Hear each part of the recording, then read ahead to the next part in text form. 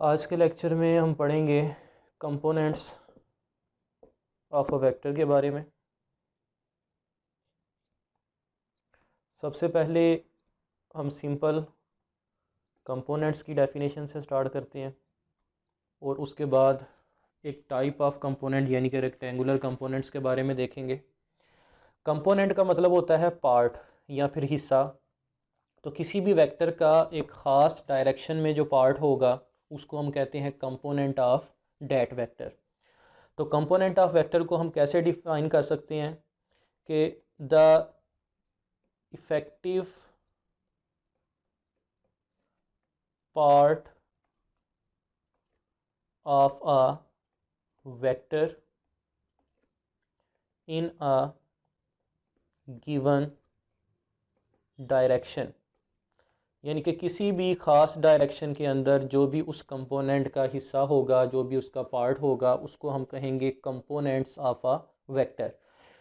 अगर हम किसी भी वेक्टर के कंपोनेंट्स बनाएं और उन्हीं कंपोनेंट्स को फिर वापस आपस में ऐड कर दें तो हमारे पास ओरिजिनल वेक्टर आ जाएगा। जैसे इसकी बहुत आसान सी एक एग्जांपल है कि फ़र्ज़ करें कि हमारे पास कोई भी एक डस्टर है, उस डस्टर के हम तीन हिस्से कर देते हैं तो वो तीनों उसके कंपोनेंट्स कहलाएंगे। अगर उन तीनों को हम वापस आपस में ऐड कर दें तो वो एक डस्टर बन जाएगा। बिल्कुल इसी तरह से वेक्टर्स के बारे में है कि अगर हम वेक्टर को तीन हिस्सों में या चार हिस्सों में तकसीम कर देते हैं तो वो बन जाएंगे उसके कंपोनेंट्स, और अगर उनको हम वापस में वेक्टर एडिशन से यानी कि हेड टू टेल रूल से ऐड करें तो वो हमारे पास आ जाएंगे कंपोनेंट्स ऑफ द वेक्टर। जैसे फ़र्ज़ करें कि ये हमारे पास एक रेक्टेंगुलर कोऑर्डिनेट सिस्टम है, X axis and Y axis. अगर ये हमारे पास एक वेक्टर ए मौजूद है तो आप देख सकते हैं कि ये ए वेक्टर जो है ये एक्स वाई प्लेन के अंदर मौजूद है, यानी कि दोनों के दरमियान में मौजूद है। अगर इस वेक्टर ए का एक्स एक्सिस की तरफ मैं हिस्सा शो करना चाहूँगा तो मैं इसका एक परपेंडिकुलर यानी कि प्रोजेक्शन एक्स एक्सिस की तरफ ड्रा करूँगा, इसको हम कहेंगे ए एक्स। और अगर इसका एक कंपोनेंट हम वाई एक्सिस की तरफ ड्रा करना चाहें तो मैं इसका एक प्रोजेक्शन वाई एक्सिस के ऊपर ड्रा करूँगा जिसको हम कहेंगे ए वाई। ये जो ए एक्स और ए वाई हैं ये दोनों ही वेक्टर ए के कंपोनेंट्स हैं, क्योंकि ए एक्स जो है ये एक्स की डायरेक्शन में है, ए वाई जो है ये वाई की डायरेक्शन में है। तो बाय डेफिनेशन हम कह सकते हैं कि the effective part of a vector in a given direction, कि ए एक्स जो है ये ए का वो वाला पार्ट है जो कि एक्स डायरेक्शन में है, और ए वाई वेक्टर ए का वो वाला पार्ट है जो कि वाई डायरेक्शन में है। अब यहाँ पे हमारे पास नेक्स्ट एक डेफिनेशन आती है जो कि बहुत इंपॉर्टेंट है, रेक्टेंगुलर कंपोनेंट्स। अब रेक्टेंगुलर कंपोनेंट्स क्या होते हैं? कंपोनेंट तो होता है कि किसी भी वेक्टर का एक खास डायरेक्शन में कोई भी हिस्सा। रेक्टेंगुलर का वर्ड जहां पे भी आपको नजर आए उसका मतलब होता है परपेंडिकुलर। तो इसका मतलब ये होगा कि किसी भी वेक्टर के ऐसे कंपोनेंट्स जो कि आपस में परपेंडिकुलर हों यानी कि 90 डिग्री के एंगल पे हों तो उनको हम कहते हैं रेक्टेंगुलर कंपोनेंट्स। तो इसकी हम डेफिनेशन क्या कर सकते हैं कि दोज कंपोनेंट्स, यानी कि होते ये भी कंपोनेंट्स हैं वेक्टर के, of a vector which are, लेकिन इसमें कंडीशन क्या है, विच आर म्यूचुअली परपेंडिकुलर, यानी कि जो आपस में क्या होंगे, म्यूचुअली का मतलब होता है बाहमी यानी कि आपस में, perpendicular to each other are called rectangular components. यानी कि किसी भी वेक्टर के ऐसे कंपोनेंट्स जो कि आपस में 90 डिग्री के एंगल पे पाए जाते हैं यानी कि परपेंडिकुलर होते हैं उनको हम कहते हैं रेक्टेंगुलर कंपोनेंट्स। जैसे हम यहाँ पे जो है वो एक एग्जांपल लेते हैं कि फ़र्ज़ करें कि ये हमारे पास रेक्टेंगुलर कोऑर्डिनेट सिस्टम है, ये एक्स एक्सिस आ गया, यहाँ पे वर्टिकल वाई एक्सिस आ गया, और ये है इनका पॉइंट ऑफ इंटरसेक्शन यानी कि ओरिजिन। यहाँ पे अगर फ़र्ज़ करें कि मैं एक वेक्टर ए ड्रा करता हूँ जिसको मैं यहाँ पे शो कर देता हूँ ओ पी लाइन के साथ, तो ये जो ओ पी वेक्टर है यानी कि ए वेक्टर ये एक्स वाई प्लेन के अंदर मौजूद है। इस ए वेक्टर का अगर मैं एक्स एक्सिस की तरफ कंपोनेंट शो करना चाहूँ तो मैं एक्स एक्सिस के ऊपर इसका प्रोजेक्शन ड्रा करूँगा। तो जो एक्स एक्सिस की तरफ इसका हिस्सा होगा इसको हम कहेंगे ए एक्स, और इसको हम ए एक्स के साथ डायरेक्शन शो करने के लिए आई हैट यूनिट वेक्टर भी इस्तेमाल कर सकते हैं। बिल्कुल इसी तरह से अगर मैं इस ए वेक्टर को वाई एक्सिस की तरफ कंपोनेंट शो करना चाहूँ तो मैं इसका वाई एक्सिस के ऊपर एक परपेंडिकुलर ड्रा करूँगा और मैं उसको शो करूँगा ए वाई के साथ, और इसको हम ए वाई जे भी लिख सकते हैं। जे का मतलब है वाई एक्सिस। तो आप क्लियरली देख सकते हैं कि ए एक्स और ए वाई ये दोनों ही वेक्टर ए के कंपोनेंट्स हैं। अब अगर हम सिंपल ए एक्स और ए वाई की तरफ देखें, ए एक्स है एक्स एक्सिस के ऊपर और ए वाई है वाई एक्सिस के ऊपर। एक्स एक्सिस और वाई एक्सिस के दरमियान जो टोटल एंगल बन रहा है वो कितना बन रहा है, 90 डिग्री का। तो इसका मतलब है कि ए एक्स और ए वाई ये दोनों आपस में परपेंडिकुलर हैं। तो हम कह सकते हैं कि A X and A Y are the rectangular components of the vector A. तो इसका मतलब ये हुआ कि अगर हमने वेक्टर ए के रेक्टेंगुलर कंपोनेंट्स निकालने हैं तो वो हम एक्स एक्सिस और वाई एक्सिस की तरफ निकाल सकते हैं। वेक्टर ए का जो एक्स एक्सिस की तरफ कंपोनेंट होगा और जो वाई एक्सिस की तरफ होगा ये दोनों आपस में क्या होंगे, रेक्टेंगुलर कंपोनेंट्स। अब हम ये पता लगाते हैं कि हम इन रेक्टेंगुलर कंपोनेंट्स की वैल्यूज़ को कैसे फाइंड कर सकते हैं। तो यहाँ पे जो है वो मैं दोबारा इसकी एक डायग्राम ड्रा करता हूँ और उसके बाद हम देखते हैं कि हम कैसे रेक्टेंगुलर कंपोनेंट्स फाइंड कर सकते हैं। फ़र्ज़ करें कि जी हमारे पास ये दो एक्सिस हैं, एक एक्स एक्सिस और दूसरा वाई एक्सिस। ये यहाँ पे जो है वो हम इसकी दोबारा एक डायग्राम जो है वो ड्रा करते हैं। ये एक्स एक्सिस आ गया और ये दूसरा वर्टिकल एक्सिस आ गया वाई एक्सिस, और ये है हमारे पास ओरिजिन। यहाँ पे फ़र्ज़ करें कि हमारे पास एक वेक्टर ए मौजूद है। इस वेक्टर का जो एक्स एक्सिस की तरफ हिस्सा होगा उसको हम ए एक्स कहेंगे, जो वाई एक्सिस की तरफ होगा पार्ट उसको हम कहेंगे ए वाई, और ए एक्स और ए वाई ये दोनों जो हैं ये वेक्टर ए के रेक्टेंगुलर कंपोनेंट्स हैं। यहाँ पे एक्स एक्सिस के साथ जो इसका एंगल बन रहा है उसको हम थीटा से शो करेंगे। तो यहाँ पे मैं इसको लेबल कर देता हूँ, लेट से इसका नाम हम एन रख देते हैं, इसका नाम हम एम रख देते हैं, और ये वेक्टर हमारे पास है ओ पी। अब अगर हमने इस वेक्टर ए से इसके दोनों रेक्टेंगुलर कंपोनेंट्स निकालने हो यानी कि ए एक्स और ए वाई, तो उसके लिए हम ट्रिग्नोमेट्रिक रेशियोज़ का इस्तेमाल कर सकते हैं। आप लोगों ने ट्रिग्नोमेट्रिक रेशियोज़ पढ़ी होंगी जिसके अंदर कॉस थीटा, साइन थीटा और टेन थीटा, ये तीन हम ट्रिग्नोमेट्रिक रेशियोज़ जो हैं ये बेसिकली इस्तेमाल करते हैं। कॉस थीटा होता है base divided by hypotenuse, sine theta होता है परपेंडिकुलर डिवाइडेड बाय हाइपोटेनस, और टेन थीटा होता है परपेंडिकुलर डिवाइडेड बाय बेस। तो इन ट्रिग्नोमेट्रिक रेशियोज़ का इस्तेमाल करते हुए हम ए एक्स और ए वाई की वैल्यूज़ को ईजीली फाइंड कर सकते हैं। तो सबसे पहले हम ये देखते हैं कि हम ए एक्स यानी कि जो हॉरिजेंटल कंपोनेंट है वेक्टर ए का वो कैसे निकाल सकते हैं। इसको हम ए एक्स भी कहते हैं और इसका दूसरा नाम जो है वो हॉरिजेंटल कंपोनेंट भी होता है। तो देखते हैं कि इसके लिए हम कौन सी रेशो इस्तेमाल करेंगे। तो कॉस थीटा, साइन थीटा और टेन थीटा में से ए एक्स निकालने के लिए हम इस्तेमाल करेंगे कॉस थीटा का। कॉस थीटा का इस्तेमाल हम क्यों करेंगे, क्योंकि कॉस थीटा जो है ये होता है बेस डिवाइडेड बाय हाइपोटेनस। हमने इसका इस्तेमाल ही क्यों किया, आप यहाँ पे देख सकते हैं कि आपको एक ट्रायंगल नज़र आ रही है ओ एम पी। इस ओ एम पी ट्रायंगल के अंदर ओ एम जो है ये बेस है, एम पी जो है ये परपेंडिकुलर है, और ओ पी जो है ये क्या चीज़ है, हाइपोटेनस। हमने चूँकि ए एक्स निकालना है तो ए एक्स हमने निकालना है वेक्टर ए से। तो कॉस थीटा के अंदर हमने इस्तेमाल इसलिए किया क्योंकि इसमें वो दोनों चीज़ें पाई जाती हैं जो कि हमने फाइंड करनी है और जिससे हमने फाइंड करनी है, यानी कि ए एक्स हमने निकालना है और उसको हमने ए से निकालना है। तो इसीलिए हमने कॉस थीटा का जो है वो यहाँ पे इस्तेमाल किया।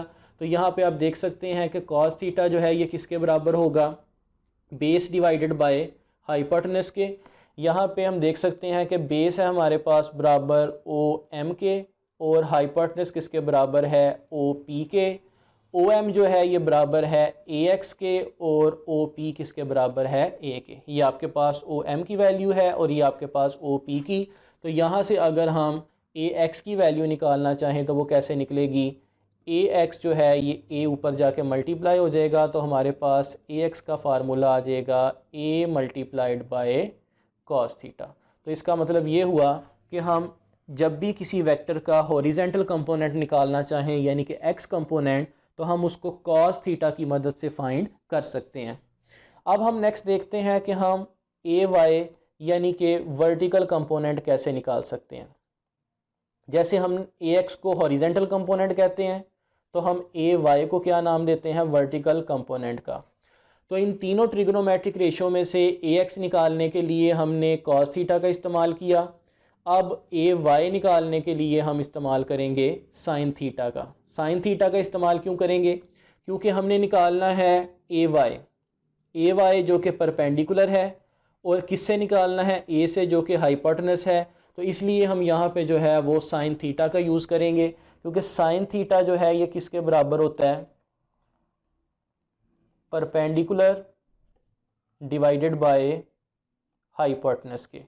और परपेंडिकुलर वो है जिसको हमने फाइंड करना है, और हाइपोटेनस वो है जिससे हमने फाइंड करना है। यानी कि इसका फार्मूला हमारे पास आ जाएगा डायग्राम के मुताबिक M P divided by O P. अब यहाँ पे अगर हम इसकी वैल्यूज़ पुट करें तो एम पी की वैल्यू है ए वाई और ओ पी की वैल्यू है ए। तो यहाँ से क्लियरली हमारे पास ए वाई की वैल्यू जो है वो आ जाएगी ए मल्टीप्लाइड बाय साइन थीटा। तो इसका मतलब ये हुआ, अगर आपने किसी भी वेक्टर का वर्टिकल कंपोनेंट निकालना हो तो आप उसको साइन थीटा की मदद से फाइंड कर सकते हैं। तो मैं यहाँ पे ए एक्स का फार्मूला भी लिख देता हूँ। ए एक्स का फार्मूला होता है ए कॉस थीटा और ए वाई का फार्मूला होता है ए साइन थीटा। इसका मतलब है कि किसी भी वेक्टर का हॉरिजॉन्टल कंपोनेंट जो है वो कॉस थीटा की मदद से निकाला जाता है, और किसी भी वेक्टर का जो वर्टिकल कंपोनेंट है वो निकाला जाता है साइन थीटा से। नेक्स्ट जो हमारा टॉपिक है वो इसी का ही रिवर्स है, यानी कि डिटर्मिनेशन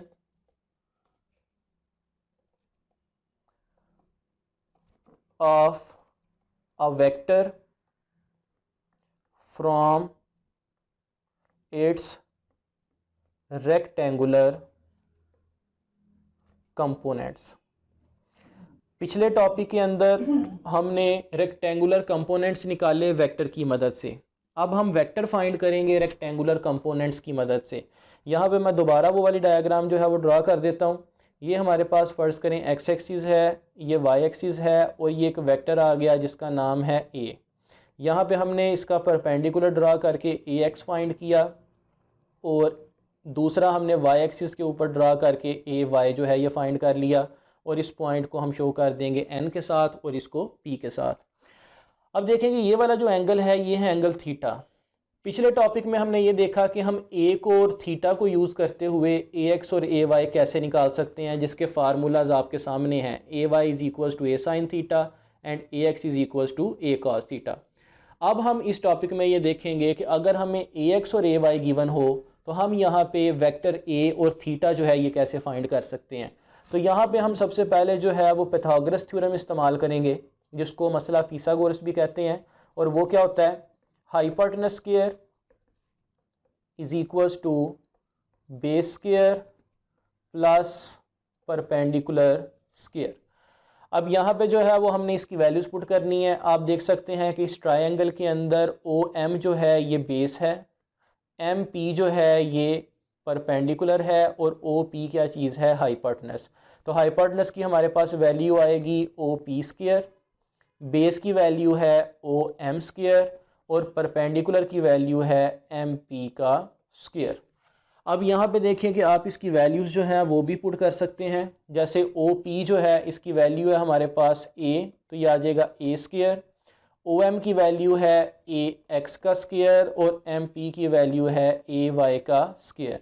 इसके स्क्वायर को ख़त्म करने के लिए अगर हम दोनों साइड्स पे स्क्वायर रूट ले लें तो हमारे पास वेक्टर ए की वैल्यू आ जाएगी ए एक्स स्क्वायर प्लस ए वाई स्क्वायर का स्क्वायर रूट। तो इसका मतलब ये हुआ कि आपने दोनों रेक्टेंगुलर कंपोनेंट्स को यूज़ करते हुए उस वेक्टर के मैग्नीट्यूड को फाइंड कर लिया, और यही हमारे टॉपिक का नाम था कि determination of a vector from its rectangular components. कि अगर हमें रेक्टेंगुलर कंपोनेंट्स ए एक्स और ए वाई गिवन हो तो उससे हम ओरिजिनल वेक्टर ए जो है वो कैसे फाइंड कर सकते हैं। तो अगर आपको कहीं पे भी रेक्टेंगुलर कंपोनेंट्स गिवन हो ax और ay, तो आप इस फार्मूला की मदद से वेक्टर a का मैग्नीट्यूड फाइंड कर सकते हैं।